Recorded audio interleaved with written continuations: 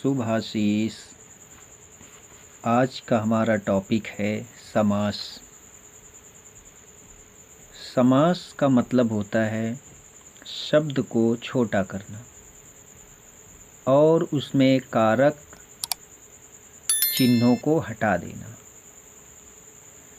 तो आइए सीखते हैं समास। ये 6 प्रकार के होते हैं। सबसे पहला है अव्ययी भाव समास, जिसमें पहला शब्द अव्यय। अव्यय का मतलब हो गया वो हमेशा उसका रूप वही बना रहता है, और दूसरा शब्द संज्ञा। तो इस तरह से ये अव्ययी भाव समास होता है। अव्यय का मतलब आप लोग समझ गए, जिसका रूप वही बना रहे। और संज्ञा आप लोग जानते ही होंगे, जैसे यहाँ उपगंगम। उप एक अव्यय है, इसको कहीं भी पढ़ेंगे, किसी भी दशा में पढ़ेंगे तो उप ही लिखा जाता है। और गंगा संज्ञा शब्द हो गया, उपगंगम। इस तरह से ये अव्ययी भाव समास हो गया। फिर है प्रत्यक्षम। तो प्रति एक अव्यय होता है और उसी में दूसरा शब्द संज्ञा का आ गया। इस तरह से ये भी अव्ययी भाव समास हुआ। अब दूसरा द्वंद्व समास। दोनों पद, द्वंद्व समास में दोनों पद प्रधान होते हैं, अर्थात संज्ञा होता है। जैसे पार्वती परमेश्वरो, पार्वती परमेश्वरो। और इसमें विग्रह करने पर और शब्द निकलता है, ये भी ध्यान रखना है। पार्वती परमेश्वरो, राम कृष्णो। तो यहाँ पर विग्रह करने पर दोनों में, जैसे पार्वती और उनके परमेश्वर, राम और कृष्ण, तो और भी निकलता है द्वंद्व समास में। और आगे बढ़ते हैं, इसमें लिख भी देते हैं, आप भी समझ लीजिए। विग्रह करने पर और शब्द, विग्रह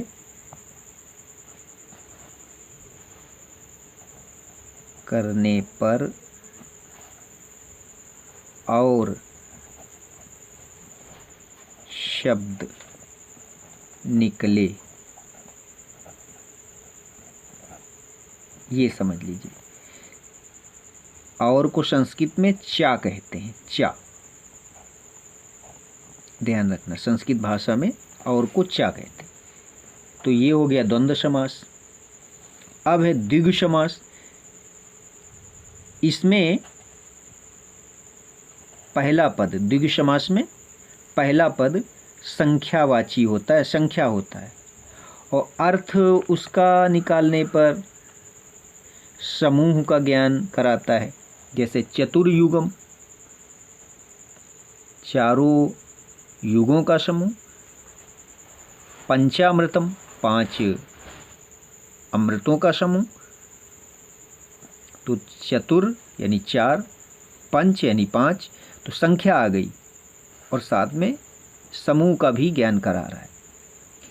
इसी तरह से कर्मधारय समास। कर्मधारय समास में पहला शब्द विशेषण और दूसरा संज्ञा, इसी को विशेष्य भी कहते हैं, यानी जिसकी विशेषता बताई जाए। तो विशेषण किसकी विशेषता बताएगा? या तो संज्ञा या तो सर्वनाम। तो संज्ञा की विशेषता बताए कर्मधारय समास कहलाएगा। जैसे कृष्ण सर्पः, काला सांप। महाराज, तो इसमें कृष्ण और महा ये विशेषण हैं, और सर्पः और राजा ये संज्ञा शब्द हैं। इस तरह से ये कर्मधारय समास हो गया। इसी तरह से बहुब्रीहि समास। कोई विशेष अर्थ निकले, विग्रह करने पर कोई विशेष अर्थ निकलेगा इसका। जैसे चंद्रशेखर,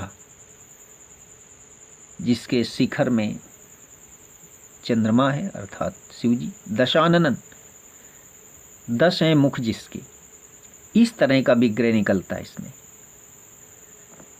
अब बहुब्रीहि समास को समझ लिया गया कि इसमें कोई विशेष अर्थ निकलता है, कोई पद प्रधान न होकर के अर्थ करने पर किसी दूसरे की तरफ इंगित करता है।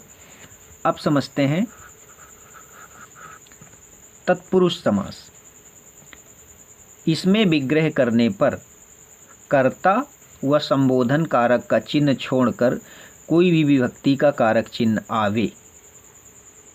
जिस विभक्ति का कारक चिन्ह आएगा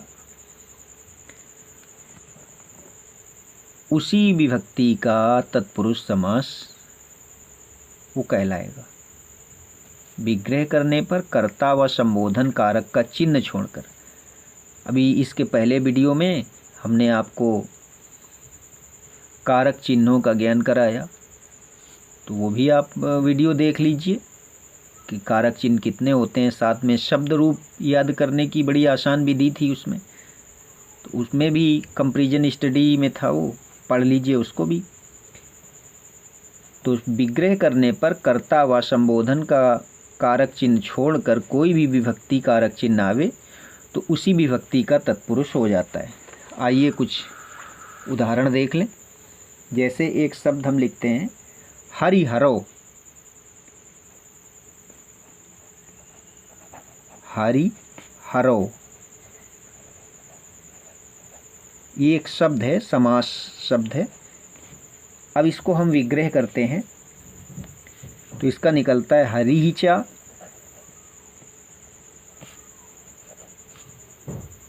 हरहचा।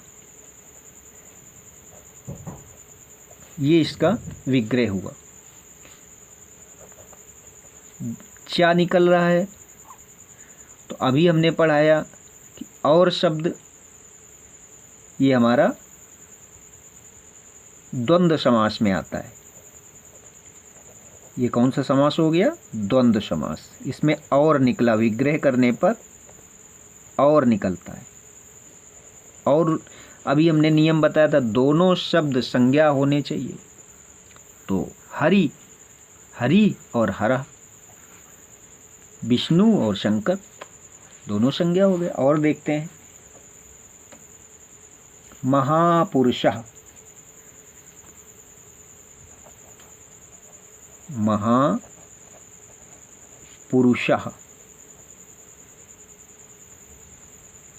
इसमें देखिए एक शब्द महा ये विशेषण हो गया और पुरुषा संज्ञा हो गया।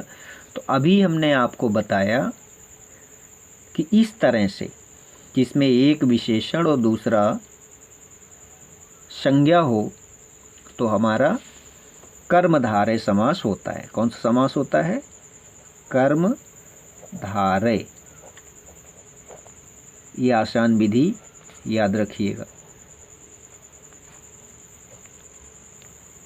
ये समास की दूसरी विधि है जो पहले वाली विधि से भी बहुत आसान है। इसको भी आप लोग लर्न कर लें। इसका विग्रह भी कर देते हैं। महान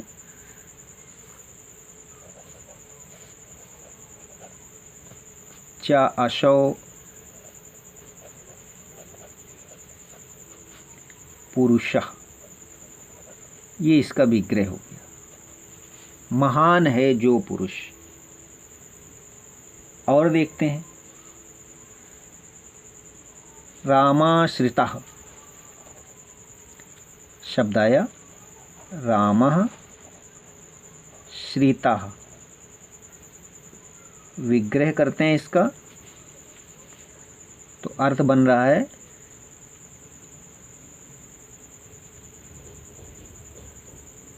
राम का आश्रित। तो इसका लिखते हैं विग्रह रामम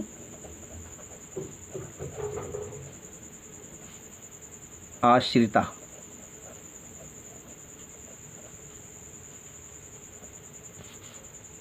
रामम ये द्वितीय विभक्ति है। इस तरह से ये हमारा द्वितीय तत्पुरुष हो गया। अभी तत्पुरुष समास में हमने आपको बताया कि विग्रह करने पर कर्ता अर्थात प्रथमा विभक्ति और संबोधन को छोड़ करके कोई भी विभक्ति का चिन्ह आ जाता है तो वही विभक्ति का तत्पुरुष हो जाता है। यहाँ रामम द्वितीय आया इसलिए द्वितीय तत्पुरुष हो गया। ये समास हो गया आपका। और देखिए वृक्ष पतिता, वृक्ष पतिता। अब इसका क्या मतलब निकलता है? इसका मतलब निकलता है वृक्ष से गिरा, अर्थात वृक्षात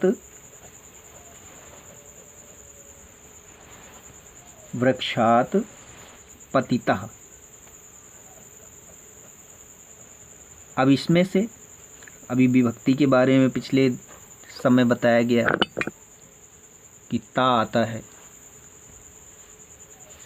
तो ये हो गया पंचमी तत्पुरुष।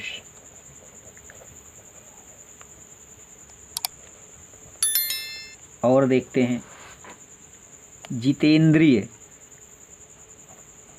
जितेंद्रिय।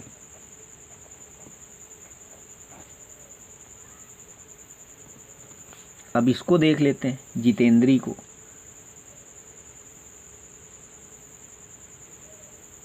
जीती हैं जिसने इंद्रियां वह, तो इस तरह का इसमें अर्थ निकलता है। तो विग्रह करते हैं तो जीती हैं यानी जितानि, जितानि इंद्रियाणि।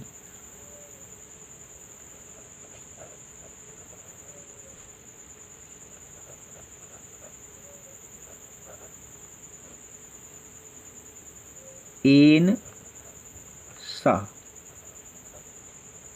ये बन गया एन सा। तो इसका विशेष अर्थ निकलता है। जितेंद्रिय किसको कहते हैं? हनुमान जी को। तो इसको हम बजरंगबली या हनुमान समझ लेते हैं, यानी विग्रह करने पर कोई भी पद प्रधान न होकर के किसी दूसरे की तरफ अर्थ निकलता है। तो ये बहुब्रीहि समास हो जाता है हमारा, विशेष अर्थ निकलने पर बहुब्रीहि हो गया इस तरह से।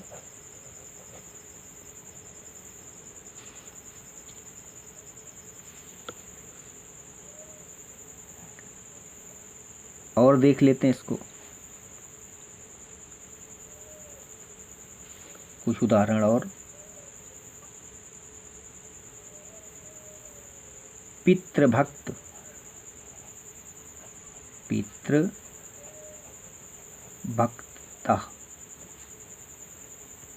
पितृभक्ता। अर्थ निकालते हैं तो पिता का भक्त, और पिता का खष्टी में पितु होता है।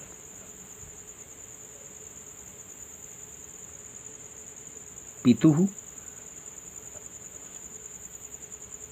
और क्या बचा? भक्ता, पिता का भक्त। इस तरह से का चिन्ह इसमें विग्रह करने पर निकल रहा है। तो ये हमारा खष्टी का तत्पुरुष हो गया, खष्टी का तत्पुरुष। तत्पुरुष समास में इसी तरह बताया गया कि प्रथमा विभक्ति का चिन्ह छोड़ दीजिए और संबोधन का चिन्ह छोड़ दीजिए। अन्य जिस भी विभक्ति का चिन्ह आ जाए, कारक चिन्ह आ जाए, उसी विभक्ति का वो तत्पुरुष हो जाता है। और देखते हैं कुछ।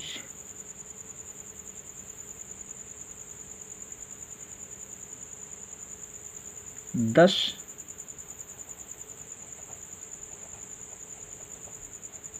पदौ, मतलब क्या हुआ? 10 पैरों का समूह।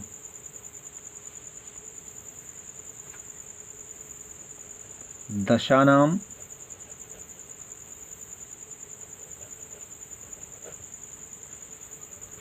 पदानां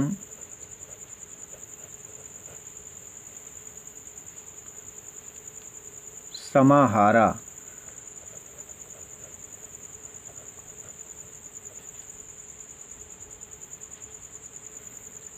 इस तरह से ये एक समूह को बताता है और पहला पद संख्या में भी आ रहा है, ऐसा द्विगु समास में हमने अभी आपको बताया। तो ये आपका द्विगु समास हो गया, संख्यावाची और समूह को बतावे। एक उदाहरण और देखते हैं, उपनगरम। उपनगरम,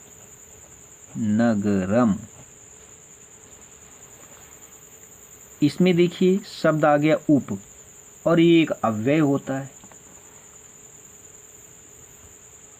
तो उपनगरम,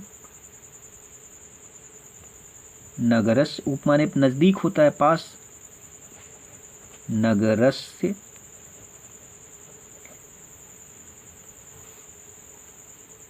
समीपम।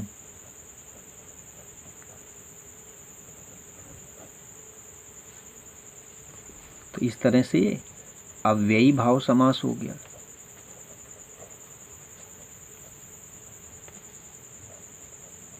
तो डियर लर्नर्स, इस तरह से अगर आप इन नियमों का पालन करें और इसको विग्रह करते हुए समझें तो ये बहुत ही आसानी से आपको समझ में आने वाला है, जो कभी भूलेगा भी नहीं यदि बार बार आप उसको पढ़ते रहेंगे, दोहराते रहेंगे, रिवीजन करते रहेंगे।